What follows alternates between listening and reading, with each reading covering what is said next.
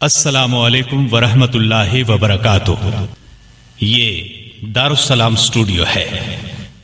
دارالسلام studio سے تلاوت قرآن مجید، ترجمہ، سیرت النبی صلی اللہ علیہ وسلم، قصص الانبیاء، خلفائے راشدین، صحابہ کرام رضی اللہ تعالی عنہم، ائمہ کرام اور محدثین کے حالات و واقعات، نیز نماز، روزہ، حج اور دیگر عبادات کا صحیح طریقہ، روزمرہ کی دعائیں، بچوں کے لیے نماز اور سچی کہانیاں، اور وہ سب کچھ جس سے نئی نسل کی اسلامی خطوط پر تربیت ہو سکے، آڈیو کیسٹس اور سیڈیز میں آپ کی خدمت میں پیش کیا جا رہا ہے۔ اور آج ہم پیش کر رہے ہیں بہنوں کے لیے تحفہ، ایک عرب مصنفہ امل بنت عبداللہ کی اس اہم ترین اور انوکھے اسلوب کی کتاب ہدیتی الیک کو پہلے اردو زبان میں ڈھالا گیا، پھر اس کی ڈرامائی تشکیل کی گئی۔ اپنے موضوع کے اعتبار سے یہ ہر گھر کی کہانی ہے، آپ کے اپنے گھر کی بھی، بلکہ ہمارے معاشرے کی دکھتی رگ کی کہانی، جو ان گنت گھروں میں پیش آنے والی ایک سنگین صورتحال کی تصویر کشی کرتی نظر آئے گی۔ یہی نہیں، یہ سی ڈی ایسے گھرانوں کی اس الجھن کا حل بھی بتائے گی۔ جی ہاں، اپنی زبانی نہیں بلکہ قرآن و حدیث کی زبانی۔ اس کو اگر آپ اپنی زندگیوں پر لاگو کر لیں گے تو ایسی تمام الجھنوں سے نجات حاصل کر لینا آپ کے لیے کچھ بھی مشکل نہیں رہ جائے گا۔ لیجئے سماعت فرمائیے دارالسلام اسٹوڈیو سے بہنوں کے لیے تحفہ۔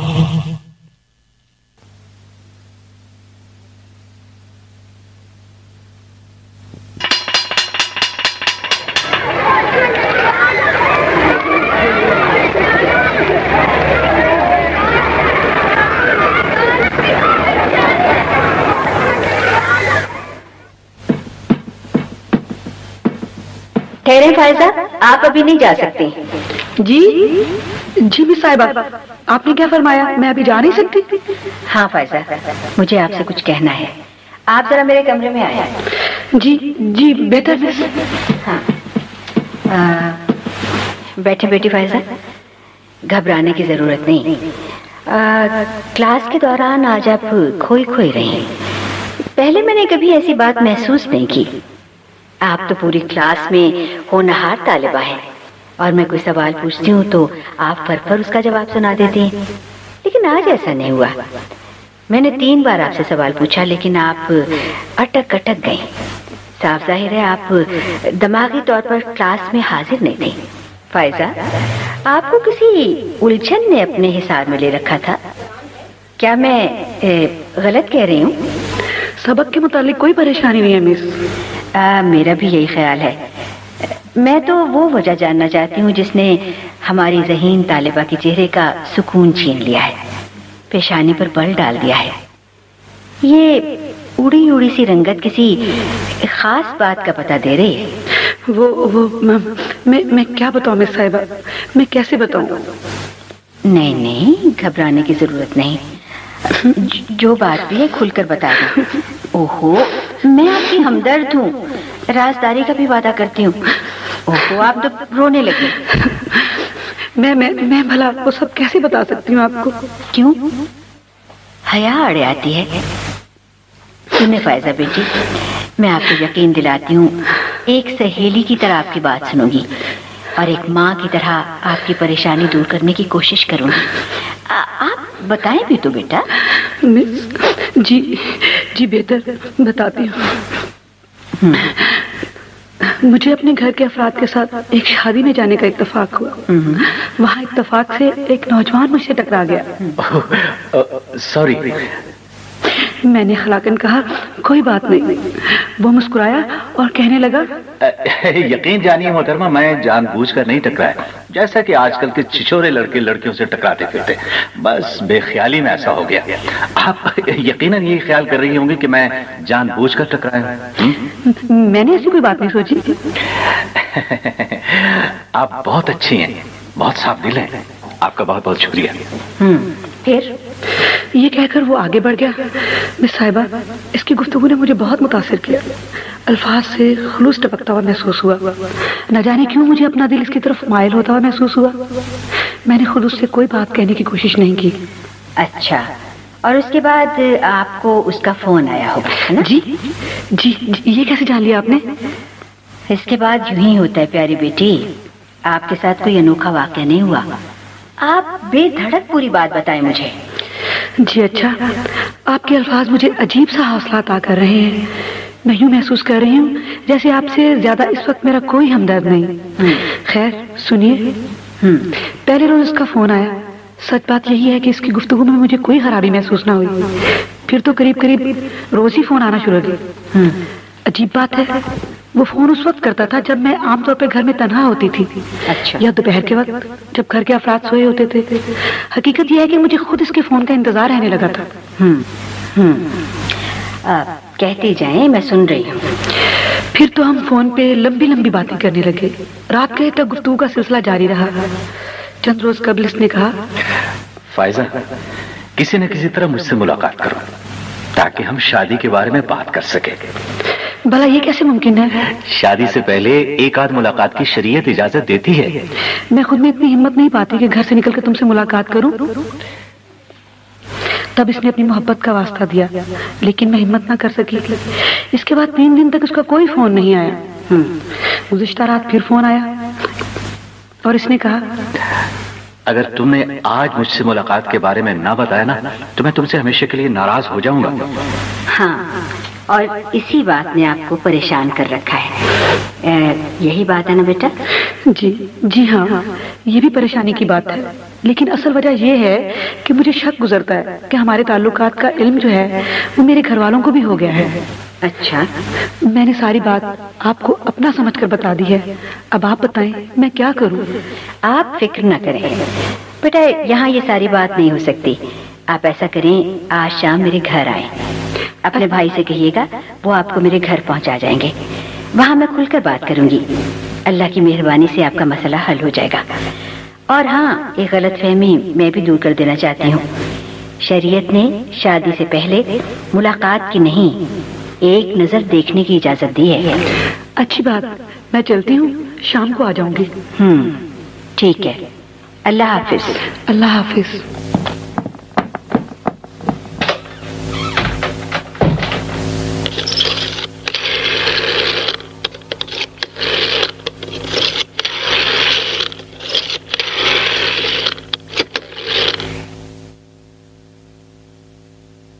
کیا میں اندر آ سکتی ہوں؟ ہاں آئیے فائزہ، آئیے۔ شاید میں غلط وقت پر آ گئی۔ یہاں تو آپ کے مہمان تشریف فرما ہے۔ میں پھر کسی روز آ جاؤں گی۔ آپ غلط سمجھیے، بیٹھ جائیں۔ مائی جنت، آپ مہمانوں کے لیے چائے لے کر آئیں، ہم چائے کے دوران اپنی بات کریں گے۔ فائزہ، آپ یہاں میرے ساتھ والی کرسی پر آ جائیں۔ ہاں بس یہ ٹھیک ہے۔ مگر لیکن یہ محترمائیں، انہیں میں نے بلایا ہے بیٹا، یہ میری دعوت پر آئی ہیں۔ پہلے میں تعارف کرا دوں، یہ فائزہ ہیں، میری ذہین ترین شاگردہ۔ بی بی جی، چائے حاضر ہے۔ ٹھیک ہے، شکریہ، آپ جائیں، مہمانوں کے لیے چائے میں خود بناؤں گی۔ جی اچھا۔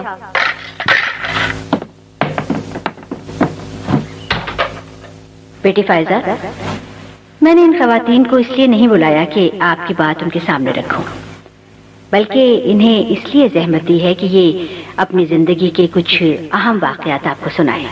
ان کے تجربات کی روشنی میں تم اپنے معاملے کو زیادہ بہتر طور پر سمجھ سکو گی۔ یہ ہے میری ایک پرانی شاگرد صوبیہ خالد۔ صوبیہ پلیز، میری آپ سے گزارش ہے کہ آپ آج وہ واقعہ ایک بار پھر دہرا دیں جس نے آپ کی زندگی میں ہلچل مچا دی تھی۔ اگر اللہ کا فضل اور کرم نہ ہوتا، یہ زندگی آپ کے لیے اجیرن بن جاتی۔ کہانیاں ہمیشہ اتفاقات سے شروع ہوتی ہیں۔ وہ بھی ایک اتفاق تھا کہ فون کی گھنٹی بجی تو معمول کے خلاف ریسیور میں نے اٹھا لیا۔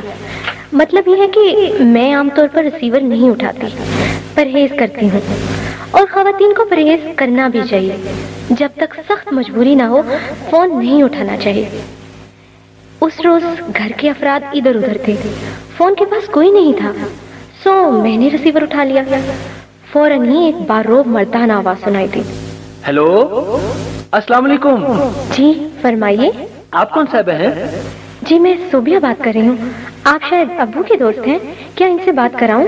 जी नहीं, मैं आप ही से बात करना चाहता हूँ। क्या मतलब मुझसे?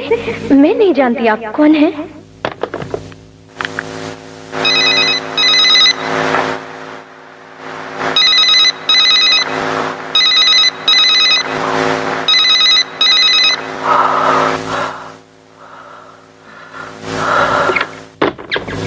मोहतरमा, फोन बंद न कीजिएगा, गलती से रॉन्ग नंबर मिल गया था। लेकिन आपकी आवाज बहुत दिलकश है, आप मुझ पर शक न करें। वैसे आपको इस तरह फोन नहीं बंद करना चाहिए था। क्या ये बदअखलाकी नहीं है? देखिए आप, चलिए आप मुझे इजाजत दें, मैं अपना तारीफ कराता हूँ। देखिए प्लीज इस बार फोन बंद न कीजिएगा। मेरा नाम शहरियार है, यूनिवर्सिटी में फाइनल ईयर का तालिब इल्म हूँ, गुलबर्ग में रहता हूँ। मुतालिक के अलावा अच्छे लोगों से दोस्ती मेरा मशगला है। आप अब जरा आप अपना तारीफ करा दें, शुक्रगुजार रहूंगा। मैंने फोन बंद कर दिया। मेरा दिल धक धक कर रहा था, होश उड़े जा रहे थे। दूसरे दिन फिर उसी वक्त फोन की घंटी बजी। मेरा दिल और जोर से धड़का। और सच तो यह है कि मैं तमाम दिन उसी के बारे में सोचती रही थी। घंटी बजते ही मुझ पर अजीब कैफियत तारी हो गई। मैंने थर थर कांपते हाथों से रिसीवर उठाया। जी कौन साहब? अल्लाह का शुक्र है रिसीवर आपने उठाया। कल आपने फोन बंद कर दिया था। अल्लाह के लिए आज ऐसा ना कीजिएगा, वरना मैं बेमौत मारा जाऊंगा। मेरा नाम सोबिया है, कॉलेज में पढ़ती हूँ। मेरे 2 भाई हैं, वालिद है, वालिदा है। वालिद सरकारी मुलाजिम है, बस, या और कुछ। मेरा मतलब है, क्या इतना तारुफ काफी है? शुक्रिया, बहुत बहुत शुक्रिया। मैं कल फिर फोन करूंगा। इस तरह फोन पर होने वाली गुफ्तगू से शुरू होने वाला ये सिलसिला आगे बढ़ा। मैं महसूस करने लगी थी कि शहरियार मुझसे वाकई बेपनाह लगाव रखता है। मैं भी उसके लिए दिल में मचलने वाले जज्बात को साफ तौर पर महसूस कर रही थी। चुनाचे एक दिन उसने इजहार मोहब्बत कर दिया। वो बहुत चालाक था। जब उसका फोन आता और मेरे अलावा घर का कोई और फर्द रिसीवर उठा लेता तो वो नस्वानी आवाज मुंह से निकाल कर कहता, सोबिया से बात करा दे, मैं उसकी सहेली बात कर रही हूँ। मैं उसकी इस चालाकी पर बहुत हंसती। फिर एक दिन उसने कहा, देखो सोबिया, अब मुझसे नहीं रहा जाता, अब हमारी मुलाकात हो ही जानी चाहिए। नहीं शहरियार, बहुत मुश्किल है, मुझे डर लगता है, मैं ऐसा नहीं कर सकती। भाई इसमें डरने की कौन सी बात है? सहेली से मिलने का बहाना कर देना, मैं कॉलेज के बाहर अपनी गाड़ी में इंतजार करूंगा।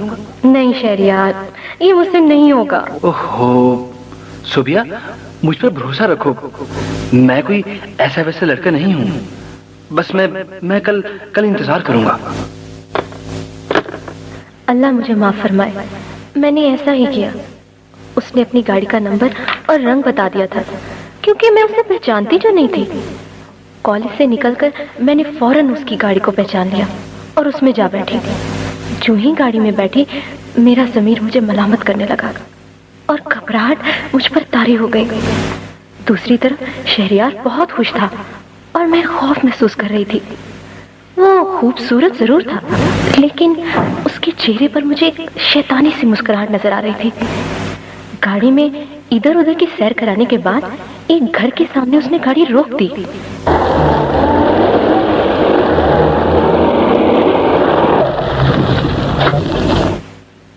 ये तो मुझे कहाँ ले आए शहरियार?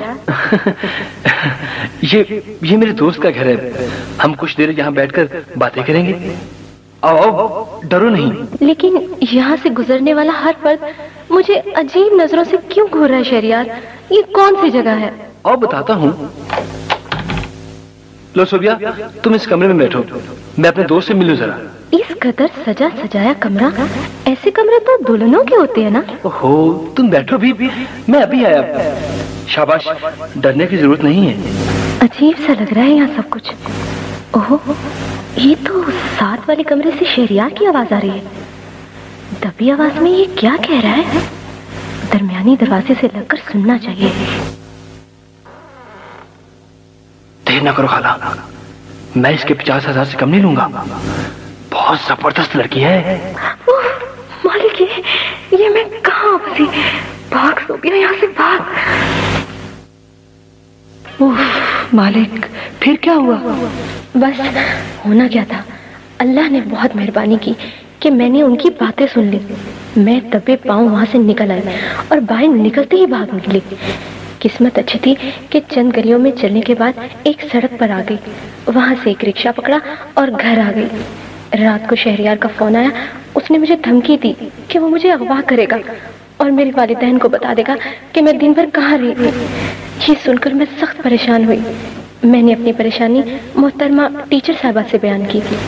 शहरियार ने फोन करके मेरे वालिदैन को भी मुझसे बदजन कर दिया था। ये टीचर ही थी जिनकी वजह से उनकी बदजनी दूर हुई। वालिद साहब ने फोन का नंबर तब्दील करवा लिया। इस तरह मुझे इस झंझट से निजात मिली। फायजा बेटा, आपने सोबिया की कहानी सुनी, अब दूसरी खातून से मिले। ये मोहतरमा मेरी एक शागिर्द की वालिदा है। इनकी दास्तान गम भी सुनने से ताल्लुक रखती है। मोहतरमा, आपसे गुजारिश है पूरी कहानी बयान करें। ये आज से चंद बरस पहले का वाक़या है। एक खानदान की तकरीब में हमारी बेटी का राब्ता एक नौजवान से हो गया। हम उस नौजवान के बारे में बिल्कुल लाइलम रहे। अपनी बच्ची को कभी कभी चोरी छुपे कुछ लिखते जरूर देखा था हमने। उस वक्त हम ये ख्याल करते रहे कि अपनी किसी सहेली को खत लिख रही होगी। एक सुबह हमारी बेटी गायब हो गई। रुसवाई के खौफ से हम किसी को कुछ बताने के काबिल भी नहीं थे। अभी हम पुलिस में रिपोर्ट दर्ज कराने के बारे में सोच ही रहे थे कि वो इंतहाई बुरी हालत में घर पहुंची। वो किसी भी तरह कुछ बताने के लिए तैयार नहीं थी। उसे डराया गया, धमकाया गया, लेकिन उसने जुबान न खोली। और दूसरी रोज उसने बिजली की नंगी तार को छू लिया और खुदकुशी जैसा हराम काम कर गुजरी। उसका ये नाम बता रहा था कि उस पर क्या क़यामत गुजर चुकी है। जिस भेड़िए ने ये काम किया था उसके खतूत उसके कमरे से मिल गए। उस वक्त हमें पता चला वो चोरी छुपे उस बदकिरदार को खत लिखा करती थी। हमने पुलिस को इतला दी, उसे गिरफ्तार कर लिया गया। तफ्तीश से मालूम हुआ कि उस दरिंदे ने उससे पहले भी कई लड़कियों को बहला फुसलाकर मोहब्बत का धोखा देकर उनकी जिंदगियां बर्बाद की थी। इन बच्चियों के वालिदैन तो गैरत की खातिर खामोश रहे, लेकिन मैं क्या करूंगी खामोश रहकर, जब मेरी बच्ची इस दुनिया में नहीं रही। इबरत के लिए हर माँ बाप और इस किस्म के हालात का शिकार हर बच्ची को अपनी कहानी सुनाने के लिए तैयार रहती हूँ, ताकि किसी दूसरी माँ पर वो कुछ न गुजरे जो मुझ पर गुजर चुकी है। किसी की बेटी ऐसे घिनौने गुनाह का इर्तिकाब न करे जो मेरी नादान बेटी ने किया। मेरे मालिक, ये क्या हुआ? इधर देखें फायजा, ये मेरी तीसरी मेहमान है। इनकी कहानी भी सुनने के लायक है। जी मैं हमतन गोश हूँ। एक लफ्ज गौर से सुन रही हूँ। सुनो बेटी, मैं एक बदनसीब औरत हूँ। ये बदनसीबी मेरी अपनी गलती का नतीजा थी। ये दास्तान उस वक्त शुरू हुई जब अपने मोहल्ले के एक नौजवान के इशारों कुनाइयों को मोहब्बत समझ बैठी। फिर वो मुझे फोन करने लगा, बहाने बना कर हमारे घर भी आने लगा। इस तरह हम में ताल्लुक बढ़ा। हमारे ताल्लुक का इल्म घर वालों को हो गया। वालिदैन ने मुझे बहुत समझाया, लेकिन मैं उससे शादी पर अड़ गई। और इसकी यही वजह थी, मैं बेहुदा किस्म के नावल पढ़ा करती थी, अफसाने पढ़ती थी, टीवी देखती थी, वीसीआर पर फिल्में देखती थी। इन शैतानी चीजों ने मुझे ख्याली दुनिया का इंसान बना दिया। मैं यही समझती थी मोहब्बत का ये रूप ही असल रिश्ता है। वालिदैन ने भी महसूस कर लिया कि अगर उन्होंने मेरी जिद न मानी तो कहीं मैं उनकी रुसवाई का सबब न बन जाऊं। चुनाचे हमारी शादी हो गई। ओह, इसके बाद क्या हुआ? हाँ बेटी, सुनती जाओ। चंद माह बाद ही मेरे महबूब शौहर साहब ने अपना असल रंग दिखाना शुरू किया, पर पुर्जे निकालने लगा। वो बहुत दिल फेंक किस्म का आदमी वाकई हुआ था। उसके जिन इशारों कनायों पर मैं फरेफ्ता हुई थी, वो तो उसकी फितरत में शामिल थे। वो सिर्फ मेरे लिए नहीं थे। मैंने उससे उसके वो जुमले याद दिलाए, वादे याद कराए। वो सुनकर हंसा और कहने लगा, वो तमाम जुमले और वादे तो फला फला फिल्म और ड्रामे के थे। ये दुनिया तो बस एंजॉय करने के लिए है। जिस तरह इंसान एक ही खाने पर इक्तफा नहीं कर सकता, इसी तरह मर्द एक ही औरत को ज्यादा अरसा गवारा नहीं कर सकता। उसे तो भंवरे की तरह हर फूल का रस चूसना चाहिए। दरअसल वो बहुत वाहियात किस्म का इंसान था। वो दूसरी लड़कियों को घर लाने लगा। मेरे तन बदन में आग सी लग जाती, लेकिन उसे मेरी परवाह कब थी। ये हालात मैंने अपने घर के अफराद को सुनाए।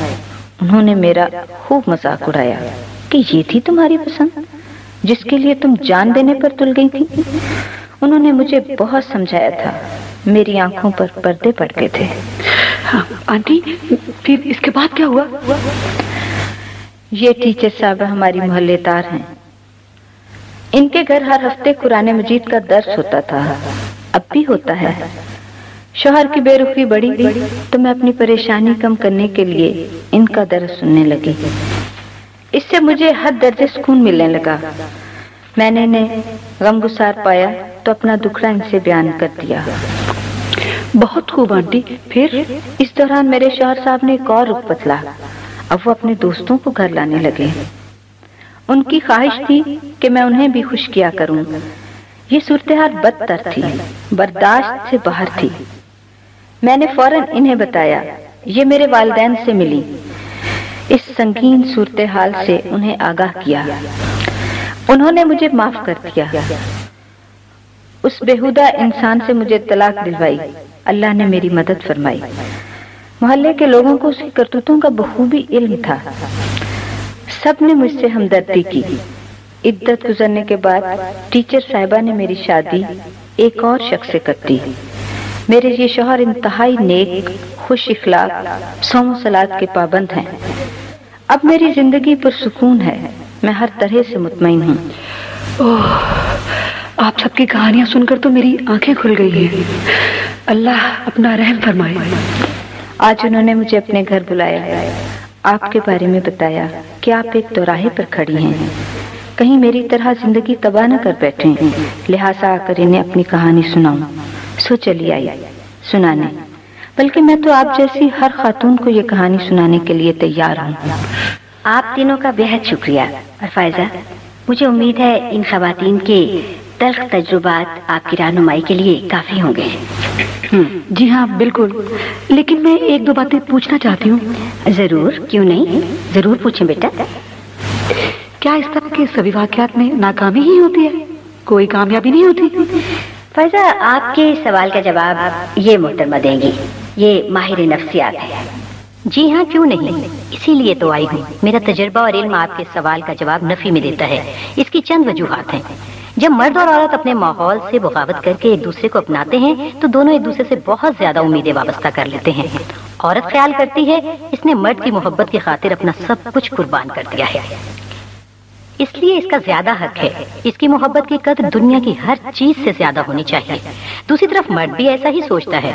इस तरह दोनों एक दूसरे से हकूक हासिल करने की तगोदौ में रहते हैं, जबकि हकूक अदा करना वो अपनी मोहब्बत की तौहीन समझते हैं। इस खुदगर्जाना ज़हनियत से इनके दरमियान छोटी छोटी बातों पर नोक-झोंक होने लगती है। नोक-झोंक फिर झगड़ों की सूरत इख्तियार कर लेती है। नतीजा तलाक की सूरत में निकलता है।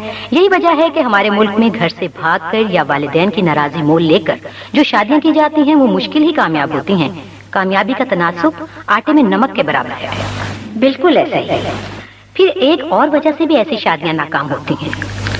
बात शकी मिजाज शौहर ख्याल करने लगते हैं जो लड़की अपने माँ बाप बहन भाइयों की इज्जत को लात मारकर महज चंद दिनों या चंद माह की आशनाई के बाद भाग खड़ी हुई वो जरूर बदचलन होगी, वो मेरे साथ किस तरह पाकबाज रहेगी।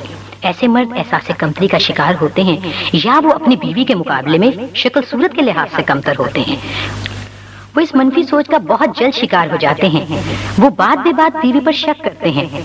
मसलन कोई फोन आ जाएगा तो वो सोचेंगे इसके तो सारे रिश्तेदार इससे नाराज हैं, अब फोन किसका आया है।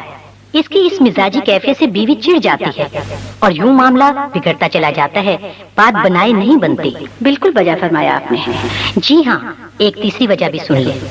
अगर मर्द की माली हालत अच्छी ना हो या वक्ती तौर पर तो ठीक हो, लेकिन बाद में अखराजात बढ़ जाने से माली दुश्वारियां पैदा हो जाए तो दोनों की मोहब्बत का बहुत जल्द खात्मा कर देती हैं।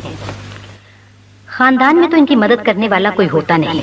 दोस्त अहबाब भी आहिस्ता आहिस्ता कर्ज दे देकर तंग आ जाते हैं, इनसे मुंह मोड़ लेते हैं। इस तरह मामला और बिगड़ने लगता है। यही वो वक्त होता है जब दोनों को अपनी हमाकत का एहसास शिद्दत से होने लगता है। फिर हालात की रुख इख्तियार करते हैं। औरत मर्द को ताना देती है, अखराजात पूरे नहीं कर सकते तो शादी रचाने की क्या जरूरत थी। इस पर मर्द कह उठता है, तुमने भी तो कहा था तंगी तुर्शी हर हालत में साथ दूंगी, लेकिन अब तुम्हें अपने फैशन और चटोरपन से ज्यादा मोहब्बत है। मोहब्बत की ये तस्वीर किस कदर भयानक है।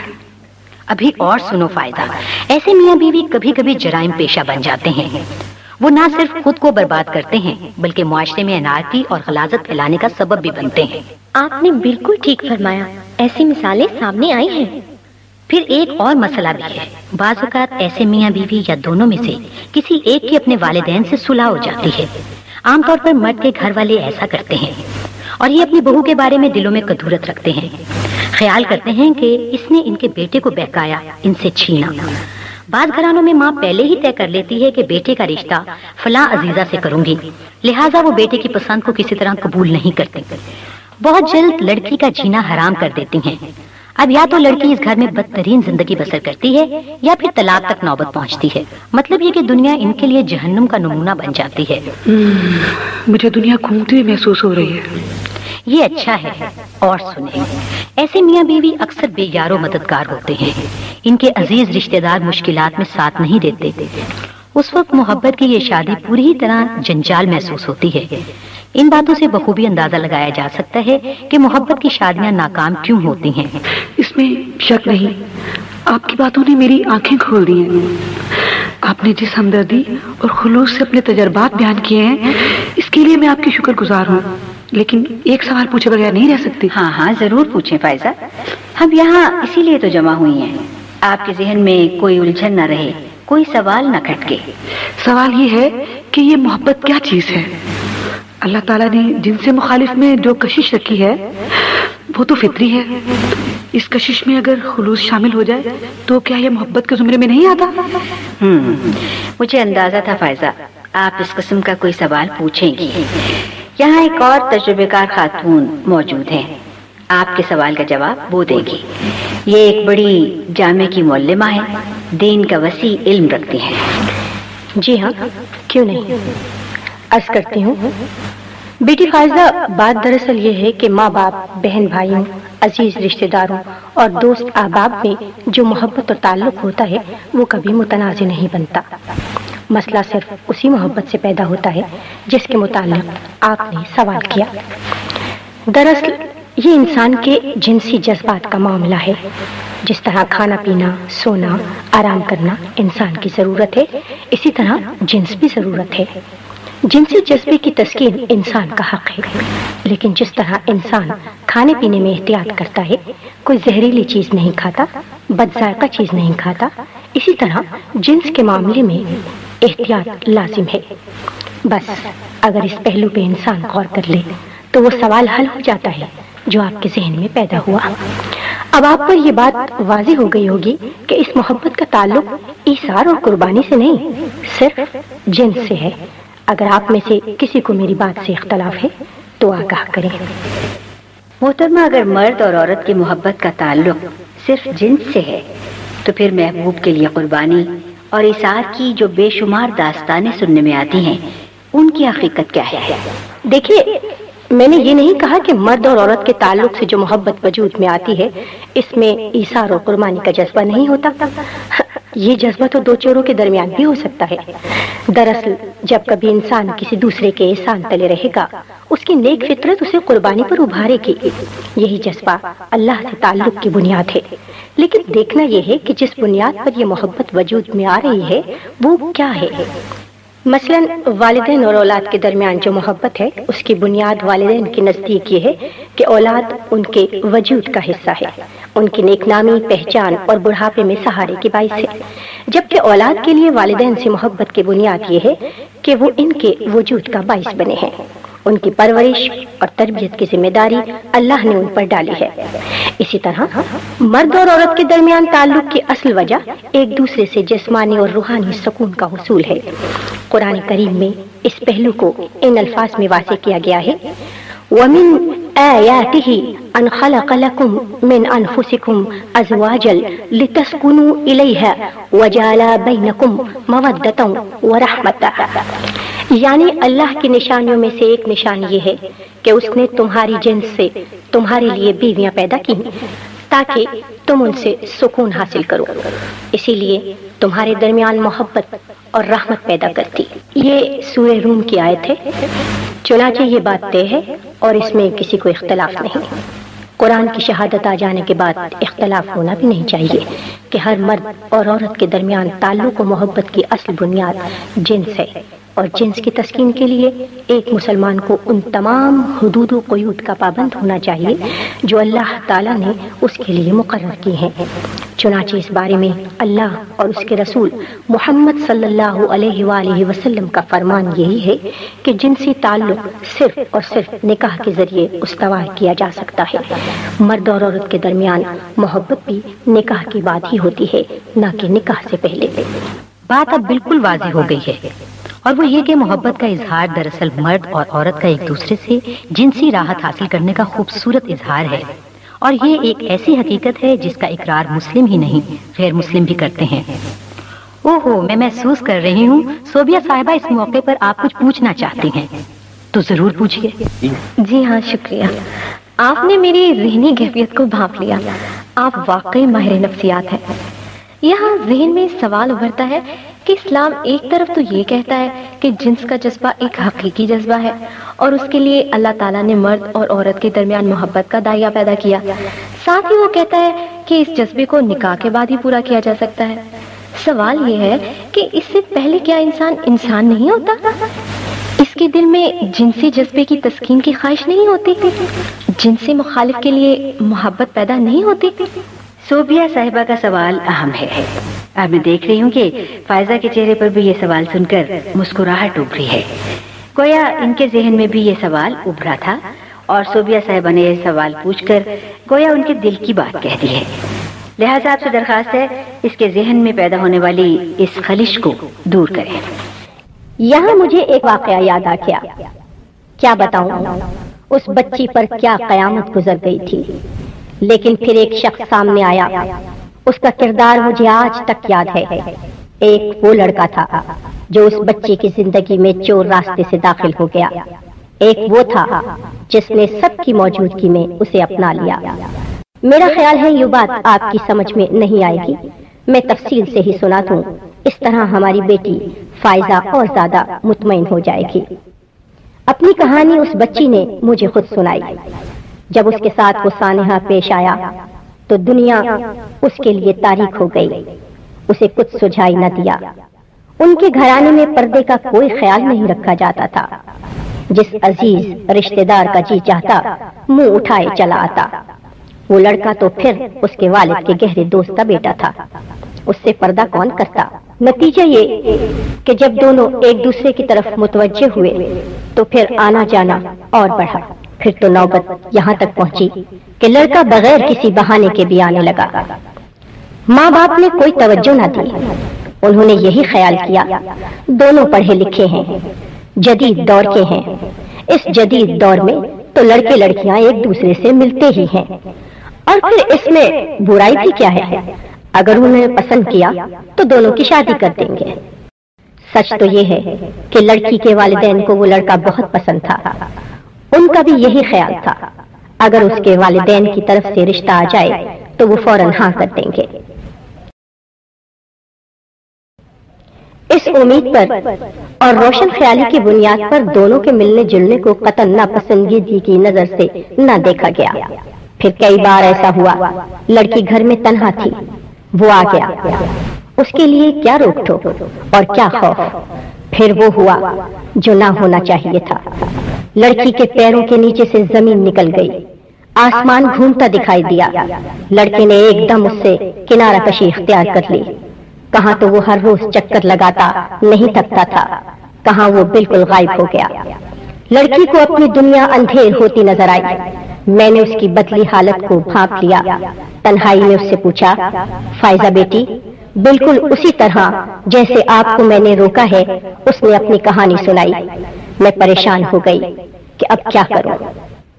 फिर मैंने उस लड़के का पता पूछा, उससे जाकर मिली, उसके सामने एक अच्छी भली तकरीर की, ऊंच नीच समझाई, ये एहसास दिलाया वो लड़की जात है, अब वो क्या करेगी, कहीं कोई गलत कदम ना उठा ले। लिहाजा आप अपने माँ बाप से कहें वो आपका रिश्ता लेकर उनके घर जाए। लड़की के माँ बाप को आप पहले ही इस नुक्ता नजर से पसंद हैं, लिहाजा ये एक बेहतर हल होगा और यही आपके हक में भी बेहतर रहेगा। मुझे उस वक्त इंतहाई सदमा हुआ और मैं दंग रह गई जब उसने पूरी ढिठाई से कह दिया, नहीं मोहतरमा, ऐसी कोई बात नहीं। मेरा उस घराने में आना जाना जरूर रहा है, लेकिन मैंने उस लड़की में सिरे से कोई दिलचस्पी नहीं ली। मेरे माँ बाप ने तो मेरे लिए बहुत पहले से एक बहुत मौजू रिश्ता तलाश कर रखा है और उन्होंने इब्तिदाई बात भी कर ली है। दोनों घराने इस रिश्ते से पूरी तरह मुत्तफिक हैं। बहुत जल्द हमारी शादी हो जाएगी। अब आप बताएं मोहतरमा, जो आप कह रही हैं वो मैं किस तरह कर सकता हूँ? इतना अच्छा रिश्ता छोड़कर मैं उस गई गुजरी लड़की से किस तरह शादी कर सकता हूँ? और फिर मेरा तो उससे दूर का भी वास्ता नहीं। दरअसल उसकी ये ख्वाहिश है कि मुझसे शादी हो जाए। जब मैंने साफ इनकार किया तो वो मुझ पर इल्जाम लगाने पर उतर आई। है ना जुल्म की बात मोहतरमा? मेरा इस लड़की से दूर का भी कोई चक्कर नहीं। आप मेरी इस बात पर यकीन करें या ना करें, और इस सिलसिले में अब मैं कुछ नहीं सुनना चाहता। अगर आपको उसकी इतनी फिक्र है तो उसके लिए कोई अच्छा सा लड़का तलाश करके शादी करा दें। ये कहाँ का इंसाफ है कि आप उसे जबरदस्ती मेरे पल्ले बांध देना चाहती हैं? आप जा सकती हैं। मैं उसकी बातें सुनकर सख्ते में आ गई। सोचने लगी, बच्ची को जाकर क्या बताऊंगी? उस पर तो आसमान टूट पड़ेगा। वो तो तमाम तर उम्मीद मुझसे लगाए बैठी है। जब मुझे देखेगी तो उसकी आंखों में उम्मीद के दिए जल उठेंगे। मैं उन दियों को बुझते कैसे देख सकूंगी? उफ मेरे मालिक, मैं क्या करूं, कहां जाऊं? लड़के के पास से वापसी पर मैं ये सब कुछ सोचती रही। ऐसे में मुझे एक लड़के का ख्याल आया। उसकी वालिदा मेरे साथ टीचर थी। मैं उनसे मिली।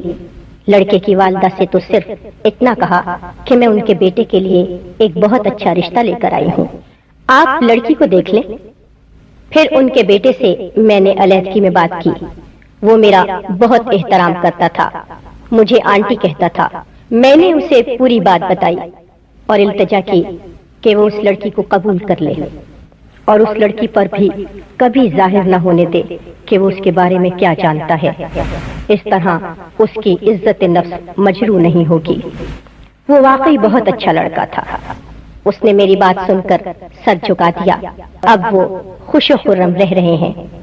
मेरा ख्याल है बेटी फायजा, अब आप और ज्यादा बेहतर तौर पर समझ गई होंगी कि ये मामलात किस कदर नाजुक हैं اور اس طرح کے معاملات میں ملوث ہونے سے انسان کی دنیا اور آخرت دونوں تباہ ہو جاتے ہیں۔ اب میری بیٹی کو احساس ہو گیا ہوگا۔ جی ہاں، میں نے عرض کیا تھا کہ جنسی خواہش کی تسکین کے لیے انسان اگر اسی طرح حدود اور قیود کی پابندی کرے جو وہ دوسری حاجات مثلاً کھانے پینے، سونے اور آرام کرنے سے متعلق کرتا ہے تو یہ سوالات پیدا ہی نہیں ہوتے۔ آپ لوگ اس بات کو مثال سے سمجھیے۔ فرض کریں آپ بازار خریداری کے لیے جاتے ہیں، وہاں آپ کو کپڑے کا ایک جوڑا پسند آ جاتا ہے، اس کی قیمت آپ ادا نہیں کر سکتے، تو کیا دنیا کا کوئی قانون اور اصول اس بات کی اجازت دیتا ہے کہ آپ وہ جوڑا زبردستی حاصل کر لیں؟ جواب نہیں میں ہے۔ اسی طرح اگر بیمار کے سامنے کھانے کی ایسی چیز رکھی جائے جسے وہ بہت پسند کرتا ہے لیکن اس کے کھانے سے اس کی بیماری بڑھنے کا اندیشہ ہے تو لازمی طور پر اسے اس چیز سے پرہیز کرنا پڑے گا۔ بس یہی معاملہ جنس کا ہے۔ بلا شبہ جنسی خواہش بلوغت کے ساتھ ہی پیدا ہو جاتی ہے، لیکن اگر اس کو پورا کرنے کے لیے حدود اور قیود کا خیال نہ رکھا جائے تو یہ معاشرہ جنگل کی شکل اختیار کر جائے گا، خاندان کا ادارہ ختم ہو جائے گا، انسانی تہذیب اور تمدن بالکل ملیا میٹ ہو کر رہ جائے گی۔ عجیب بات ہے، ہم غریب کو تو نصیحت کرتے ہیں کہ اس کے پاس پیسے نہیں ہیں تو وہ صبر کرے، غیر قانونی طور پر کوئی چیز حاصل کرنے کی کوشش نہ کرے، اپنی خواہش پر قابو پائے، ہاں اپنی آمدنی میں اضافہ کرنے کی جائز کوشش ضرور کرتا رہے تاکہ وہ اس چیز کو خریدنے کے قابل ہو سکے۔ لیکن جنس کے معاملے میں اسے چھٹی دینا چاہتے ہیں۔ ہمیں مغربی معاشرے سے سبق سیکھنا چاہیے، عبرت حاصل کرنی چاہیے۔ مغربی معاشرہ جنسی آزادی کی وجہ سے کب کا ختم ہو جاتا، لیکن وہاں ایڈز کی بیماری نے ان کی آنکھیں کھول دی ہیں۔ کاش ہم مسلمانوں کا آخرت پر اتنا یقین ہوتا جتنا مغربی معاشرے کا ایڈز پر ہے۔ انہوں نے ایڈز کے خوف سے جنسی فاقہ شروع کر دیا ہے، لیکن ہم مسلمانوں کو اتنی توفیق نہیں ہوتی کہ اللہ اور رسول محمد صلی اللہ علیہ وآلہ وسلم کے متعین کردہ حدود اور قیود کی پابندی کریں۔ آپ کا لہجہ یہاں پہنچ کر کافی تلخ ہو گیا ہے، لیکن یہ باتیں ہیں بہت پتے کی، گویا بے لگام خواہشات کے تابوت میں آخری کیل ہے۔ مجھے امید ہے کہ اب اس معاملے میں ہم میں سے کسی کو بھی کوئی تردد نہیں رہ گیا ہوگا، یعنی نکاح سے پہلے نام نہاد محبت کے بھیس میں مرد اور عورت کا ہر تعلق اسے بربادی کی طرف لے جاتا ہے۔ اللہ کی نافرمانی الگ ہوتی ہے، دنیا اور آخرت میں بھی رسوائی ملتی ہے، اس لیے اس سے بچنے کا اہتمام کرنا چاہیے۔ جیسے آج کا انسان ایڈز اور کینسر سے بچنے کی کوشش کرتا ہے، آپ اس کو روح کا کینسر کہہ لیں۔ ہم مسلمان ہیں، ہمارا ایمان دنیا داروں کے دنیا پر ایمان سے زیادہ مضبوط ہونا چاہیے۔ ہمیں اللہ اور رسول خدا صلی اللہ علیہ وآلہ وسلم کی ناراضگی سے ان کی نسبت کہیں زیادہ ڈرنا چاہیے جتنا یہ لوگ ایڈز اور کینسر سے ڈرتے ہیں اور بچنے کی کوشش کرتے ہیں۔ یہ اسی صورت میں ممکن ہے جب ہم ان تمام محرمات کو متعین کریں، شیطان کے پھیلائے ہوئے جال سے محفوظ رہنے کا مؤثر حل تلاش کریں۔ اس لیے میری پہلی گزارش یہ ہے کہ غیر مردوں سے رابطے میں قرآن کی اس تعلیم کا خیال رکھنا چاہیے جو امہات المومنین کو دی گئی۔ اللہ تعالیٰ کی جانب سے ان عالی مرتبت خواتین کو یہ حکم دیا گیا۔ سورۃ احزاب میں اللہ تعالیٰ فرماتے ہیں، کسی سے نرم آواز میں بات نہ کرو ورنہ جس شخص کے دل میں مرض ہے وہ کوئی امید لگا بیٹھے گا۔ اب قرآن کے اس حکم کا یہ مطلب ہرگز نہیں کہ خواتین مردوں سے غیر شائستہ اور غیر مہذب طریقے سے گفتگو کریں۔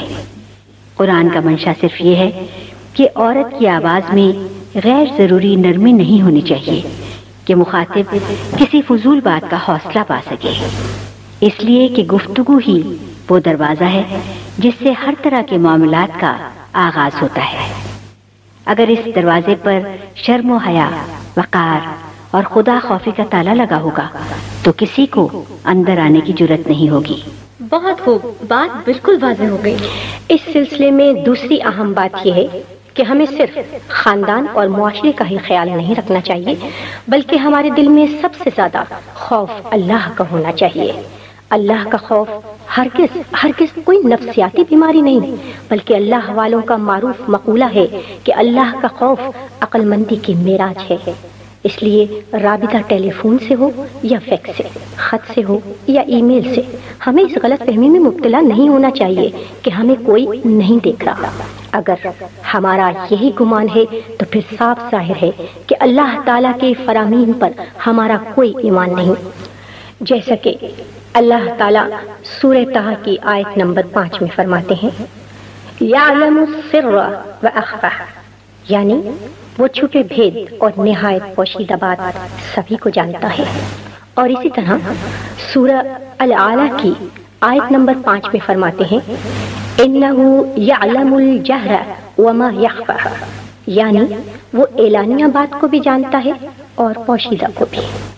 اور سورہ قاف کی آیت نمبر 16 میں فرماتے ہیں، وَلَقَدْ خَلَقْنَا الْإِنسَانَ وَنَعْلَمُ مَا تُوَسْوِسُ بِهِ نَفْسُهُ وَنَحْنُ أَقْرَبُ إِلَيْهِ مِنْ حَبْلِ الْوَرِيدِ، اور ہم ہی نے انسان کو پیدا کیا اور جو خیالات اس کے دل میں گردش کرتے ہیں ہم انہیں جانتے ہیں اور ہم اس کی رگ جاں سے بھی زیادہ قریب ہیں۔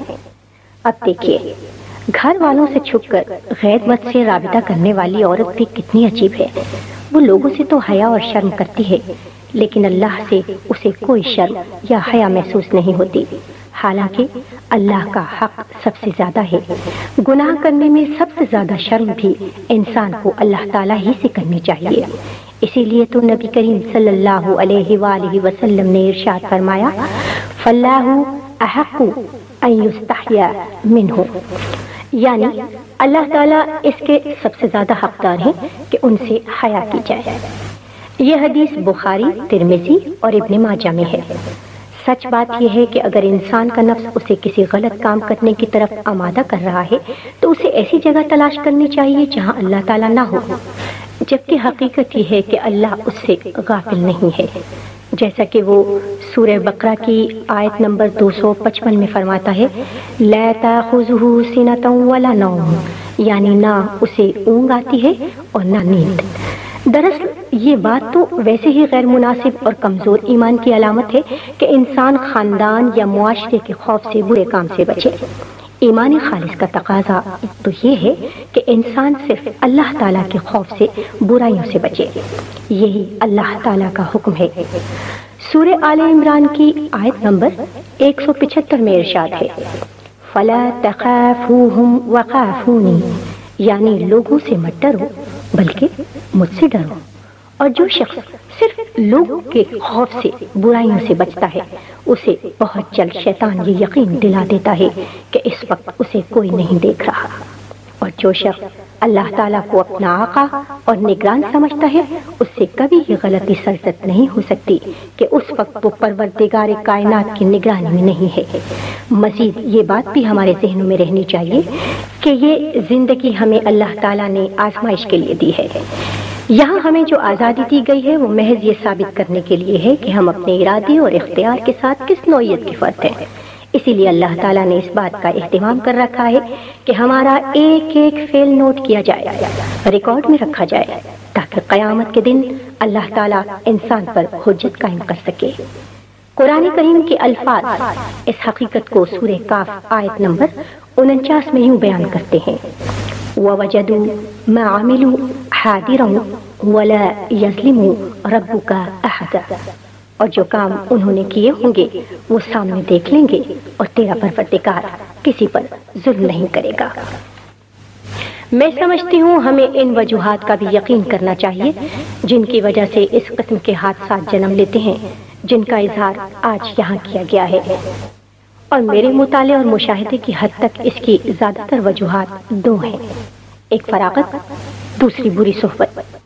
فراغت دراصل ایک دو دھاری تلوار ہے، انسان فارغ ہو، اس کا ذہن خالی ہو تو وہ شیطان کا گھر بن جاتا ہے، اور انسان اس فراغت سے انجوائے کرنے کے لیے طرح طرح کے طریقے ڈھونڈتا ہے۔ ہماری نوجوان لڑکیوں نے بھی اپنی فراغت کے لیے مختلف طریقے تلاش کیے ہیں، کچھ ذہنوں کو خراب کرنے والے ڈائجسٹ اور لچر قسم کے رسائل و جرائد کا مطالعہ کرتی ہیں، اور کچھ ٹی وی اور ریڈیو سے دل بہلاتی ہیں۔ کچھ فیشن کے نت نئے طریقے اپنانے اور بازاروں کا سروے کرنے کو زندگی سمجھے ہوئے ہیں، اور کچھ حسب توفیق بیک وقت تمام مشاغل کو اپنائے ہوئے ہوتی ہیں۔ ان تمام مشاغل کو اختیار کرنے سے ان کا ذہن مردوں کو مسحور کرنے اور ان سے مسحور ہونے پر مذکور ہو جاتا ہے۔ ظاہر ہے جب وہ ایسی کہانیاں پڑھتی ہیں، ایسی فلمیں دیکھتی ہیں جن میں لڑکے لڑکیاں ماں باپ سے چھپ کر محبت کرتے نظر آتے ہیں، ایسی خواتین کے انٹرویوز اور تصاویر دیکھتی ہیں اور پڑھتی ہیں جن کا مقصد صرف اور صرف اپنے حسن کی نمائش کر کے دوسروں کو متوجہ کرنا ہوتا ہے، تو پھر ان کے تباہ کن اثرات سے بچنا کیسے ممکن ہے؟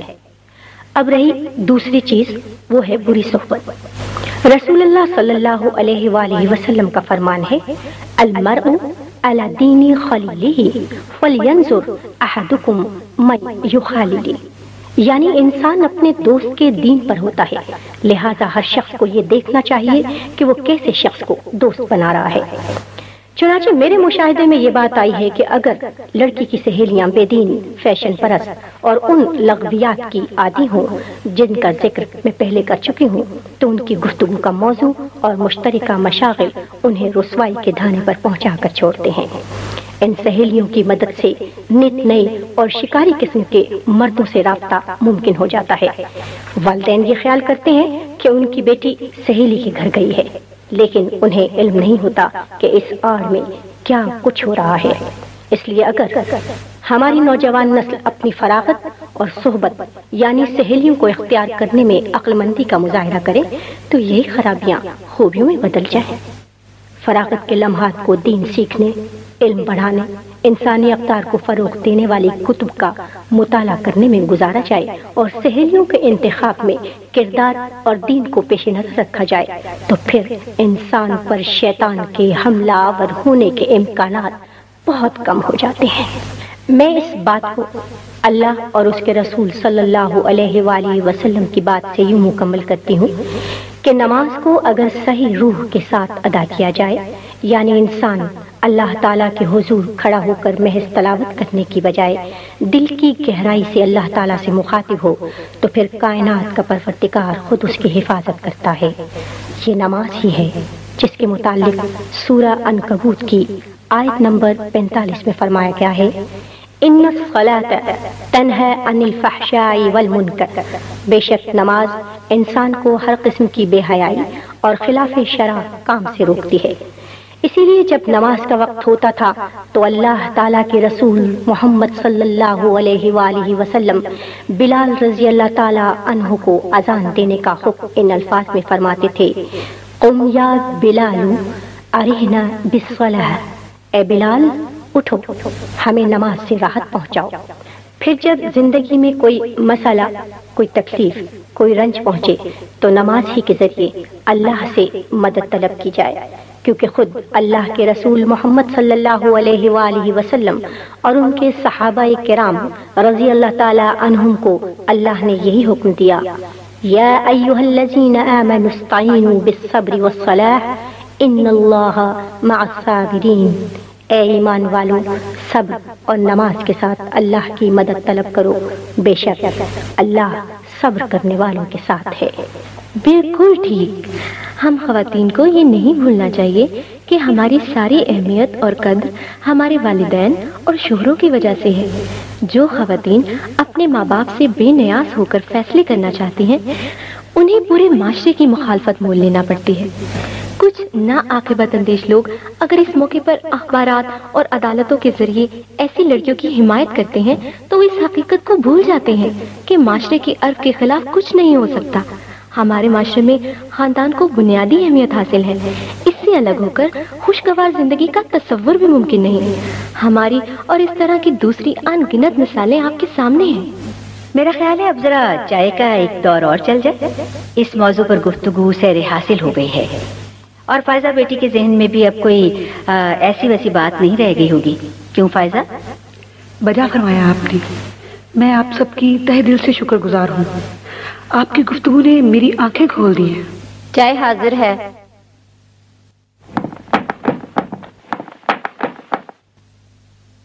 تمام مہمان جا چکے فائزہ، اگر آپ اپنے فیصلے پر ثابت قدم رہیں تو پھر تمہیں کوئی بھی دنیا کی بہترین متاع بننے سے نہیں روک سکتا، اس لیے کہ اللہ کے رسول صلی اللہ علیہ وآلہ وسلم نے ارشاد فرمایا ہے، دنیا زندگی کا سامان ہے اور اس میں سب سے بہتر سامان نیک عورت ہے۔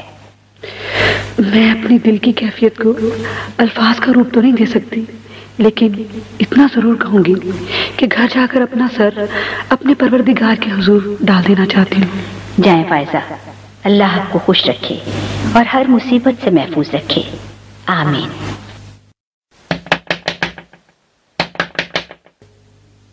وہ مس صاحبہ، آپ اور ہمارے گھر آئیے آئیے، آپ کو دیکھ کے حیرت بھی ہو رہی ہے اور خوشی بھی۔ اچھا، میں آپ کی والدہ سے ملنے کے لیے آئی ہوں۔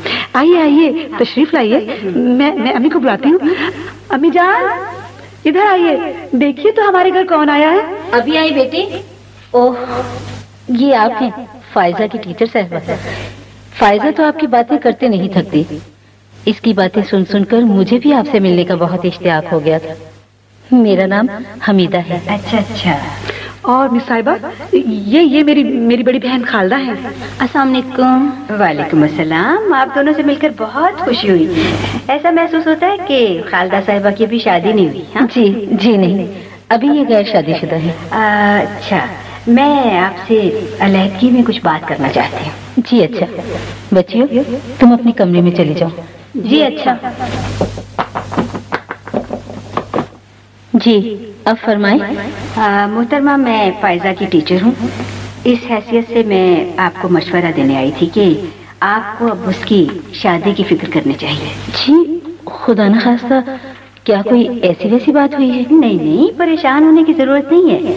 آپ کی بچی ماشاءاللہ بہت نیک اور سمجھدار ہے، میں تو اس کے ساتھ خاص تعلق کی بنا پر آپ کو یہ مشورہ دینے آئی ہوں اور آپ کی توجہ شریعت کے اس حکم کی طرف دلانا چاہتی ہوں کہ والدین کو اولاد کی شادی اس کی بلوغت کے بعد جس قدر جلد ممکن ہو کر دینی چاہیے۔ آپ کی بات بالکل بجا ہے، لیکن آج کل مناسب رشتے کہاں ملتے ہیں؟ ان کے والد صاحب نے اپنے دوستوں سے بھی کہہ رکھا ہے اور میں آپ کی شکر گزار ہوں، آپ نے فائزہ کو اپنی بیٹی سمجھتے ہوئے دلچسپی لی۔ آپ کے علم میں کوئی مناسب رشتہ ہے تو ضرور بتائیں۔ اب اگر یہ آپ خیال کر رہی ہیں کہ میں فائزہ کے لیے کوئی رشتہ لائی ہوں تو یہ بات نہیں ہے۔ ہاں، اگر بتا دیں کہ آپ کس قسم کا رشتہ چاہتی ہیں تو شاید میں آپ کے سلسلے میں کوئی مدد کر سکوں۔ بات کس قسم کے رشتے کی نہیں، ماں باپ تو بس یہ چاہتے ہیں کہ لڑکا اچھی شکل و صورت کا ہو، خاندان اچھا ہو، اس کا مستقل روزگار ہو، اور بس۔ مجھے آپ کی بات سن کر حیرت ہوئی۔ جی کیا فرمایا آپ نے؟ میں نے کہا مجھے آپ کی بات سن کر بہت حیرت ہوئی ہے۔ لیکن کیا میں نے کوئی غلط بات کہہ دی؟ آپ نے لڑکے کے کردار اور دینداری کے متعلق کوئی بات نہیں کی، مجھے حیرت اس پر ہے۔ یہ میں نے اس لیے نہیں کہا کہ فائزہ آپ کے بارے میں بتاتی رہتی ہے، لہٰذا آپ اس پہلو کو نظر انداز کر سکتی ہیں، یہ میں کیسے سوچ سکتی ہوں؟ درست فرمایا آپ نے، ہمیں اللہ تعالیٰ کے رسول صلی اللہ علیہ وآلہ وسلم کا یہی حکم ہے کہ رشتہ کرتے وقت دینداری کو خاندان، دولت، حسن، غرض ہر چیز پر ترجیح دینا چاہیے، اس لیے کہ اس دنیا میں سب کچھ وہ نہیں ہوتا جو ہم چاہتے ہیں۔ محترمہ، مجھے آپ پر مکمل اعتماد ہے، بلکہ اگر آپ اسے بوجھ نہ محسوس کریں تو میں تو گزارش کروں گی آپ میری دونوں بیٹیوں کے لیے اچھے گھر دیکھیے۔ میں انشاءاللہ ایسا ہی کروں گی اور بہت جلد آپ کو اپنی کوشش کے بارے میں بتاؤں گی۔ آپ سے مل کر مجھے اندازہ ہو گیا کہ آپ کے لیے رشتے تلاش کرنا زیادہ دشوار نہیں۔ اب میں اجازت چاہوں گی۔ بہت بہت شکریہ۔ بیٹی فائزہ، انہیں دروازے تک پہنچاؤ۔ جی اچھا۔ ہاں تو فائزہ، پھر تو اس کا فون نہیں آیا؟ جی 2-3 مرتبہ آیا، لیکن میں نے اس کی آواز سنتے ہی ریسیور رکھ دیا، اس کے بعد نہیں آیا۔ آپ کے سرد رویے نے اسے مایوس کر دیا، گویا اب آپ کی اس سے جان چھوٹ گئی، لہٰذا اللہ کا شکر ادا کریں، اللہ نے آپ کا پردہ بھی رکھا ہے نا۔ اچھا، اللہ حافظ۔ جی ہاں بالکل، اللہ حافظ۔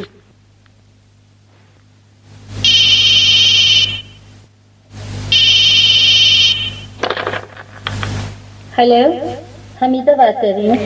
السلام علیکم۔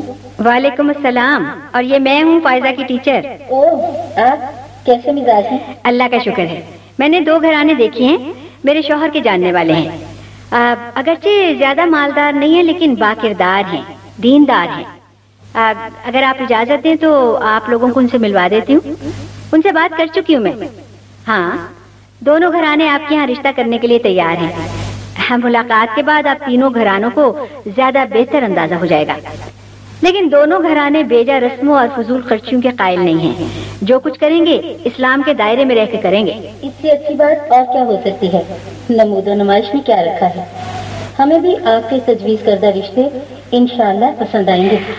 میں چاہتی ہوں آپ نکاح سے پہلے کسی روز دونوں بہنوں کو تھوڑی دیر کے لیے میرے ہاں بھیج دیں، میں انہیں چند نصیحتیں کروں گی۔ جی اچھا، 1-2 روز تک یہ آپ کے پاس حاضر ہو جائیں گے۔ آپ کا یہ عظیم احسان ہمیں ہمیشہ یاد رہے گا۔ نہیں، ایسی کوئی بات نہیں، یہ تو میرا فرض تھا۔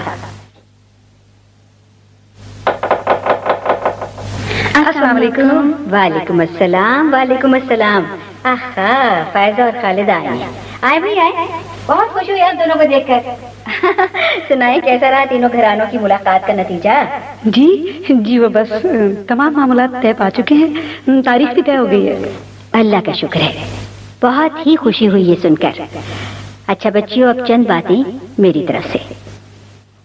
یہ دنیا اللہ تعالیٰ نے ہمیں آزمائش کے لیے دی ہے، معاملہ شادی کا ہو یا کوئی اور، یہاں آئیڈیل کا ملنا محال ہے۔ اگر ایک لڑکی کو آئیڈیل شوہر اور ایک شوہر کو آئیڈیل بیوی مل گئی تو زندگی کی آزمائش ہونے کے معنی ہی ختم ہو جائیں گے۔ اللہ تعالیٰ کو ہر پہلو سے انسان کی آزمائش مقصود ہے، اور اس کی معاشرتی اور ازدواجی آزمائش تبھی ہوتی ہے جب اس معاملے میں بھی اسے ضبط، برداشت اور توازن کا مظاہرہ کرنا پڑے۔ اللہ تعالیٰ سورہ بقرہ کی آیت 185 میں فرماتے ہیں، میاں بیوی ایک دوسرے کا لباس ہے۔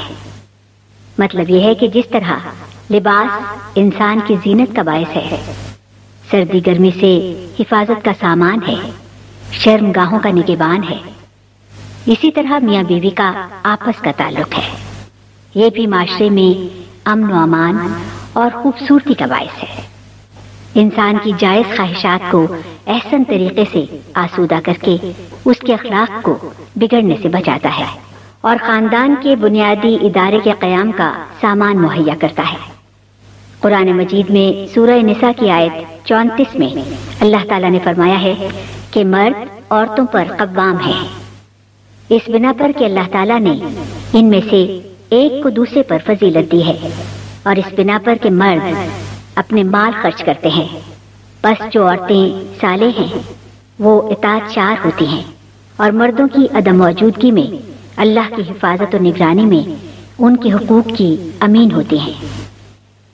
بچوں، یہاں شاید آپ کو قوام کا مطلب سمجھ میں نہ آیا ہو، اس سے گھر کا سربراہ مراد ہے۔ جس طرح ہر ملک کا کوئی سربراہ ہوتا ہے، اسی طرح گھر کی چھوٹی سی مملکت کا سربراہ اسلام نے مرد کو مقرر کیا ہے، اور کسی ملک کا نظم و نسق اسی وقت برقرار رہ سکتا ہے جب اس کے عوام اپنے حکمران کی فرما برداری کرے، اور اگر کبھی انہیں کوئی شکایت پیدا ہو تو قاعدے قانون کے تحت اس کے ازالے کی کوشش کرے۔ بیٹا، اگر وہ قانون کو ہاتھ میں لے لیں گے تو معاشرے کا امن تباہ ہو جائے گا۔ بالکل اسی طرح اگر گھر کی ریاست میں بیویاں شوہروں کی وفادار اور وفا شیار بن کر رہیں گی تو گھر کی فضا محبت کا گہوارہ بن جائے گی، اور خدا نخواستہ کبھی معاملہ بگڑے، یعنی ایک دوسرے سے شکوہ شکایت پیدا ہو جائے تو شریعت کے سمجھائے ہوئے طریقے سے اسے حل کیا جائے۔ یہ طریقہ اختیار کرنے سے میاں بیوی کی ناراضیاں حیرت انگیز طور پر محبت کو فروغ دینے کا باعث بنے گی۔ اور بیٹا، یہ میں ذاتی تجربے اور مشاہدے کی بنا پر کہہ رہی ہوں۔ رخصت سے پہلے میں آپ دونوں کو ایک کتاب بطور تحفہ دیتی ہوں۔ اس کتاب کا مطالعہ ازدواجی زندگی کو خوشگوار بنانے میں بہت معاون ثابت ہوگا، انشاءاللہ۔ انشاءاللہ۔ بہت بہت شکریہ مس صاحبہ۔ تمہارا بھی بہت شکریہ۔ اچھا بیٹا، اللہ حافظ۔ اللہ حافظ۔ سامعین محترم، بہنوں کے لیے تحفہ آپ نے سنی۔ آپ کے لیے یہ سی ڈی دارالسلام اسٹوڈیو نے خاص طور پر تیار کی ہے۔ دارالسلام اسٹوڈیو سے اس وقت تک بے شمار کیسٹس اور سیڈیز ریلیز ہو چکی ہیں، جن میں چند ایک یہ ہیں: حسن یوسف، اپنے نام سے بھی زیادہ خوبصورت اور پیاری کہانی، جسے قرآن مجید نے بھی احسن القصص قرار دیا ہے۔